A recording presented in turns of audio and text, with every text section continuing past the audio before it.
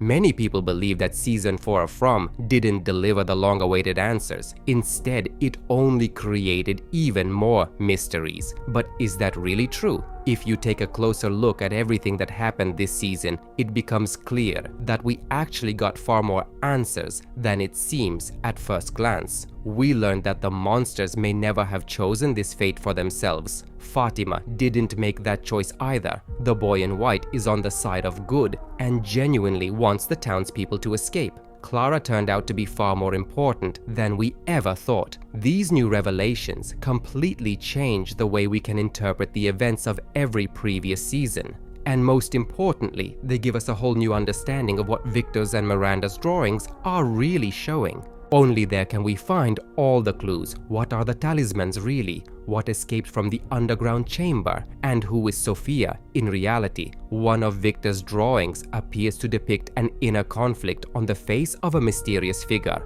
Above the man in yellow, a black crow is drawn. The figure himself is standing on a gigantic red spider. The message isn't easy to decipher, but if you examine the drawing closely, you can clearly make out the man in yellow, the black crow, and the red spider. You can even distinctly see the spider's legs. That means the red creature depicted in the underground chamber wasn't showing the birth ritual of a monster at all. It was actually a gigantic red spider. But who will win this game? Or is this a ritual that simply can't be won? My name is Evgeny, and today we're taking a deep dive into Season 4 of From. We'll explore some of the most fascinating theories, including the idea that the boy in white is Tabitha's rescued son, the 8th child, and the theory that Martin is actually the man in yellow. I promise it's going to be interesting. Let's begin.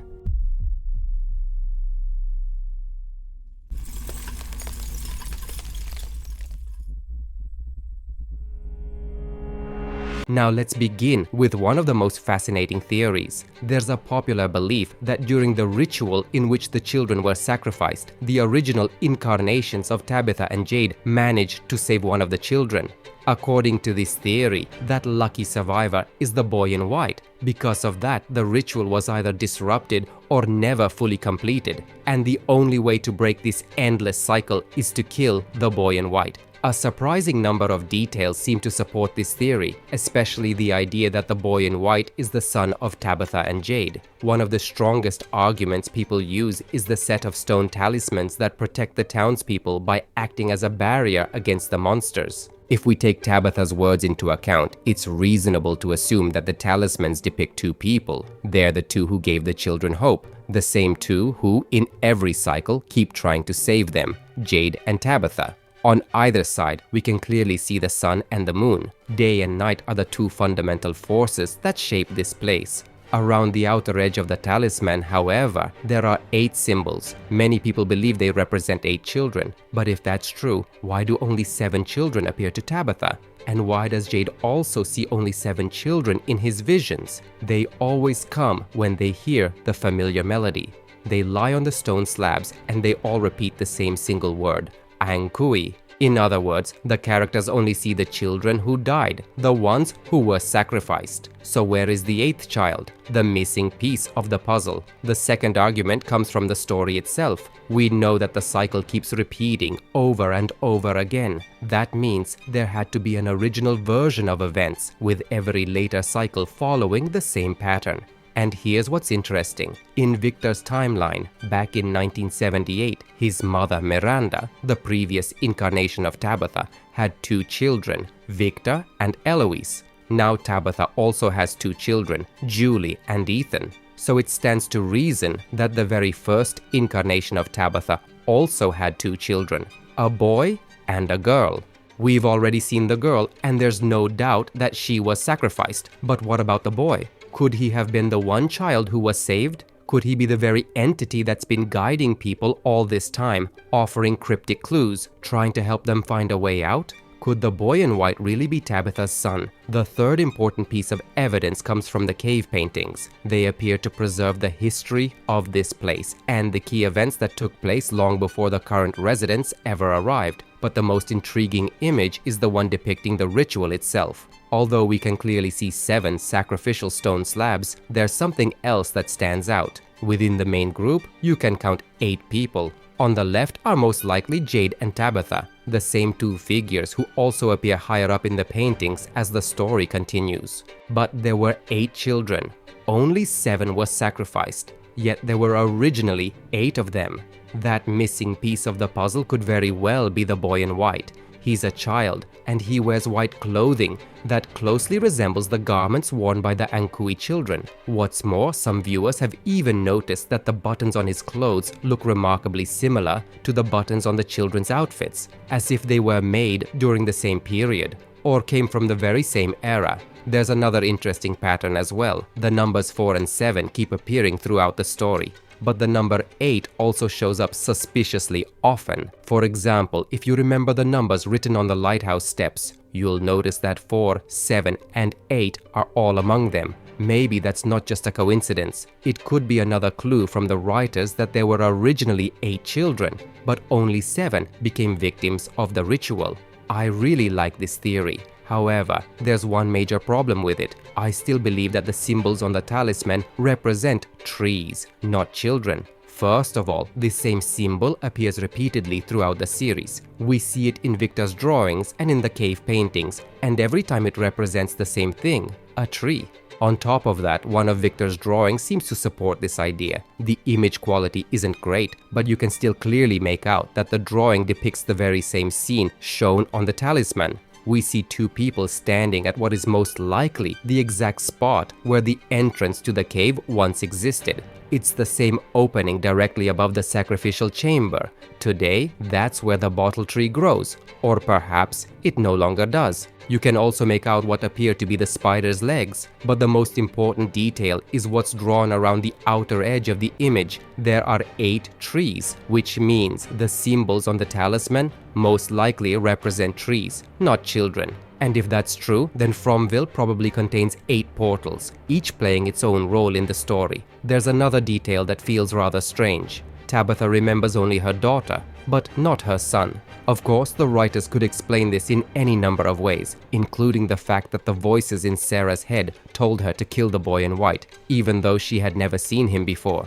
There are plenty of strange things in this series, along with a few questionable decisions by the writers. Now let's move on to the second theory. What if Martin is actually the man in yellow, and Boyd is the one who ultimately set him free through a chain of events? Once again, there's a surprising amount of evidence that seems to support this idea. First, an ordinary human couldn't survive for that long without food or water. Martin had been imprisoned for years, but perhaps something prevented him from dying. Whatever was living inside his blood. Second, how did Martin know what Abby, Boyd's wife, had been saying? That all of this is just a dream, and that the only way to escape is to wake up.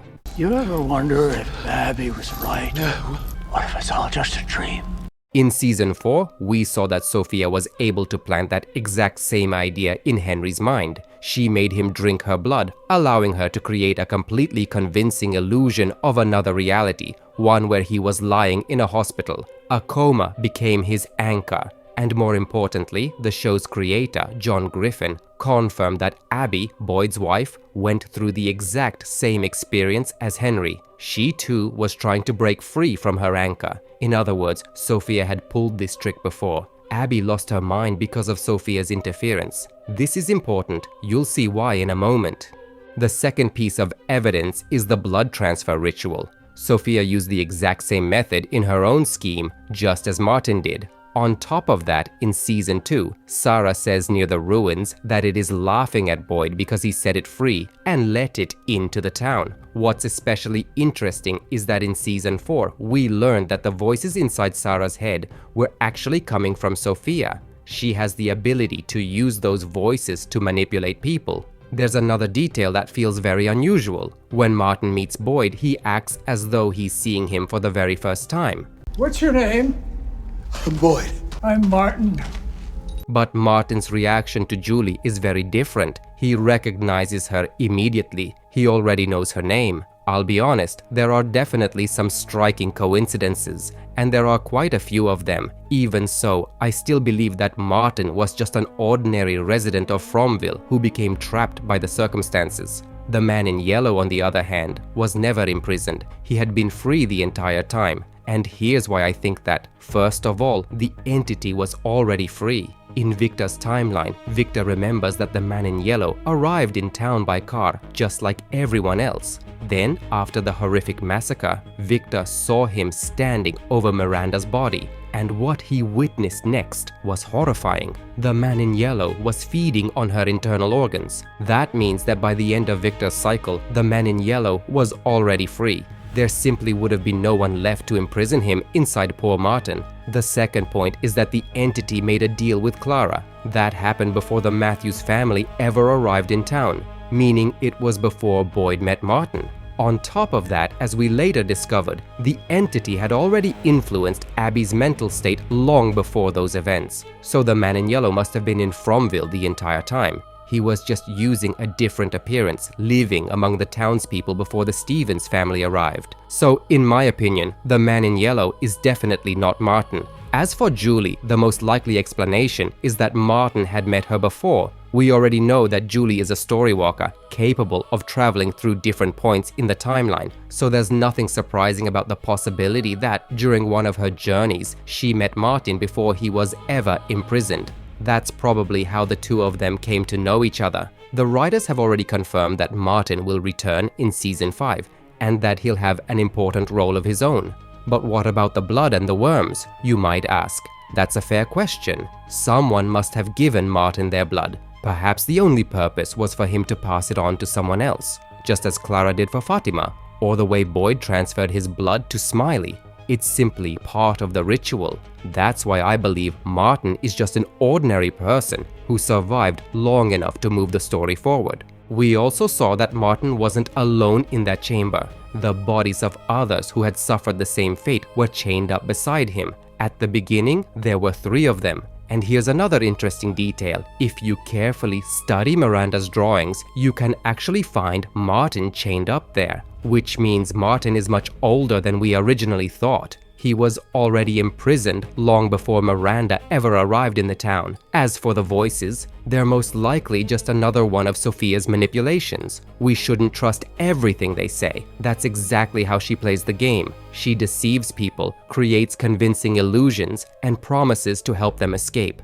For now, I'm still sticking with my own theory about who the man in yellow really is. I believe he was the very first priest who came to this settlement to spread the word of God. That would have been sometime around 1506 or perhaps even earlier. At that time, this land was inhabited by indigenous people, most likely the Inuit. After all, we've seen Inuksut appear several times throughout the series. These stone markers are a fundamental part of Inuit culture. We've also clearly seen the deity Isitok both on Julie's t-shirt and in Victor's drawings. According to Inuit tradition, Isitok watches over people to make sure no one breaks the rules, and anyone who does faces consequences. All of this is rooted in Inuit mythology. Long before the ritual ever took place, the Inuit lived on this land. They were pagans who worshipped their own gods. Then, after the discovery of the New World, conquistadors and Christian missionaries began arriving in North America. They came to this new land bringing their own beliefs, their own rules, and their own religion.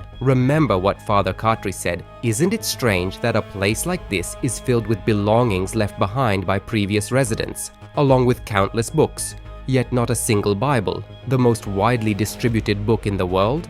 And when Victor and Tabitha explored the caves, we were briefly shown several old books. I believe those books were Bibles. Sofia always arrives in town carrying a Bible, and she knows it by heart. That's exactly how I think it happened. A priest arrived by ship from Europe to spread the word of God, most likely from Spain, and encountered the local people, who worship their own gods. Somewhere beneath the town lies the source of an unimaginable power, the Lake of Tears. After death, the souls of the townspeople are drawn into that lake. There is no heaven or hell. But the man in yellow used that power for his own selfish purposes. He convinced everyone to make a bargain, to sacrifice their children in exchange for immortality. And in Miranda's drawings, I believe we can actually see his original appearance. She painted a man wearing a ruff collar and a black hat. A ruff collar like that was especially popular in Spain during the early 16th century. I believe that's the man in yellow's original appearance. That's how he arrived by ship, and that's exactly what we see in the cave paintings. A group of people is crossing Brundles by boat when their path is blocked by a fallen tree. That's where the story begins. The first settlers built the church, the colonial house, the cellar, and the lighthouse. Each of those structures contains a passage leading underground, to the place where the Lake of Tears lies, to the source itself. The man in yellow made a bargain, and he has been honoring its terms ever since. After watching season 4, one thing becomes clear. The monsters never chose this fate for themselves. We now know that they were once human, but they were deceived as well. No one made that choice, at least not willingly. Remember what Jasmine said. It wasn't my choice to be this way. Fatima confirmed the same thing. Technically, she also took part in a ritual of her own and sacrificed her child. We still don't fully understand how the rules of this place work, but Sofia's blood played a part in Fatima's transformation into a monster. Exactly how it happened remains an open question. And most importantly, at the beginning, we see that Fatima can sense the monsters, almost as if she has become part of their collective mind. Whatever one of them sees, they all see.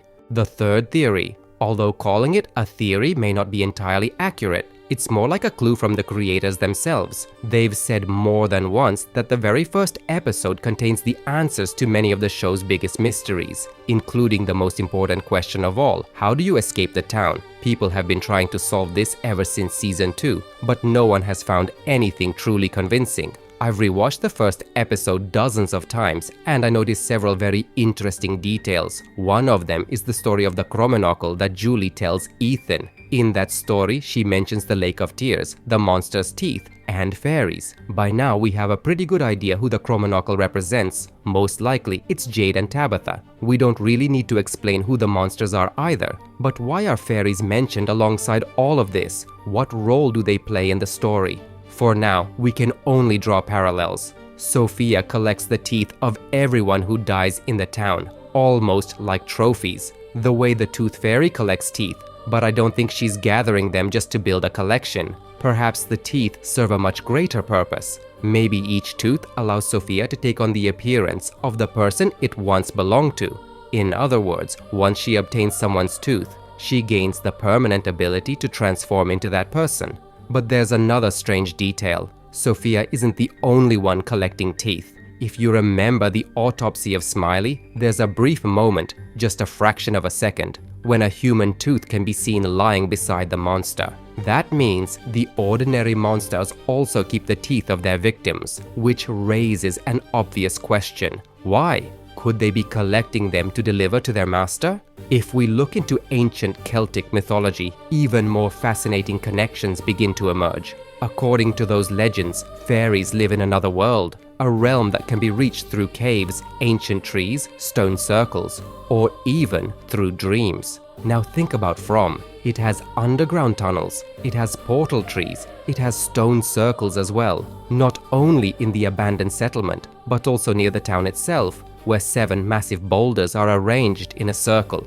And by the way, there's probably a reason Miranda painted those stones near Colony House. Perhaps the writers deliberately wanted us to notice them. It's even possible that there were once stones surrounding Colony House as well. But that's still not the most interesting part. In Celtic mythology, fairies are said to possess extraordinary abilities. They can change their appearance, take on human form, become invisible, create powerful illusions, control nature, spread disease, and even place curses on people. Many of those legends also describe them as avoiding sunlight. The sunlight doesn't kill them. They simply cannot tolerate direct sunlight. And we've seen many of those same traits in the series. I'm not saying the monsters are actually fairies. More likely, the writers are using Celtic mythology as a source of inspiration, leaving us clues about the true nature of this world. Think back to my theory about Dr. Mabuse. Why did the writers give us that reference? Dr. Mabuse himself doesn't exist in the world of the show, but we've already seen almost all of his abilities manifested through Sofia. Dr. Mabuse loved games, and the pieces in those games were people. He was a master manipulator, capable of controlling the human mind, creating convincing illusions. He could even kill with a single touch, and he was able to control electrical devices even when they weren't connected to any power source. To one degree or another, we've already seen Sofia demonstrate every one of those abilities. That's why I believe so many details in this series aren't meant to be direct answers. They're hints. The writers are showing us what to expect long before it actually happens, but they do it so subtly that the true meaning of those scenes often doesn't become clear until several seasons later. In the very first episode, Tabitha also talks about paths converging. She says that if you want to return, all you have to do is take the right road. Her words can be interpreted in many different ways. Personally, I think this place is where three worlds intersect. The first is the outside world, the real one, where all the townspeople originally came from. The second is Fromville itself, the town hidden within the forest that no one can escape. And the third is the temporal realm, the place where history itself is written. Boyd has entered that realm twice. The first time, he reached it through a portal and met Martin. The second time, he entered it by using the torch. That's when he destroyed the music box. It's also within this realm that Julie is able to walk through different moments in history. At least for now, she still doesn't understand how to control that ability. The writers have clearly saved that reveal for season 5. I have to admit, that was pretty disappointing. And I think this is exactly what Victor was trying to depict in his drawings. We see a triangle with 3 separate realms surrounding it. At the very center is a source of red energy. I believe that's the true power source of this place. Something very similar appears in the cave paintings as well. There, you can also make out 3 triangles and something that vaguely resembles a spiral. And for some reason, I can't shake the feeling that this power has started leaking into the world in the form of red lightning. After the bottle tree was uprooted, something changed. Something broke. Whether that's a good thing or a bad thing, it's impossible to say because we still don't have enough information. But if you take a close look at Victor's drawings, it becomes clear that something very similar had already happened before. He drew storms. He drew red energy. The only problem is I have serious doubts that those events actually took place during Victor's cycle. Back then, no one uprooted the bottle tree, and no one removed the bones from the underground chamber either. So where did the storm in Victor's drawings come from? I have a feeling the writers will never explain even half of what Victor was drawing. In fact, I've already found several inconsistencies. Here's just one example. Miranda drew the man in yellow. She had already seen him in her dreams and visions, which means that when Miranda arrived in the town, she already had at least some idea of what to expect. She knew about the children. She knew about their bones. After all, she had already drawn all of it. Victor later tells Henry that the old man arrived wearing a yellow suit. He came into town by car, just like everyone else. If that's true, Miranda should have recognized him immediately. She had already seen him. She had already drawn him. This series is full of inconsistencies like this. And then there's another question. What happened to the children in the lighthouse? For 3 entire seasons, we were told that the children were there. The boy in white said so directly when he spoke to Christopher. Miranda went to the bottle tree because she believed it would take her to the lighthouse, because that's where the children were supposed to be. And when Tabitha finally reached the lighthouse, we could clearly hear children's voices. They were calling out, "Ankui!" But in season 4, the lighthouse was gone. Only the bones remained. Did the writers forget that the children were supposed to be trapped inside the lighthouse?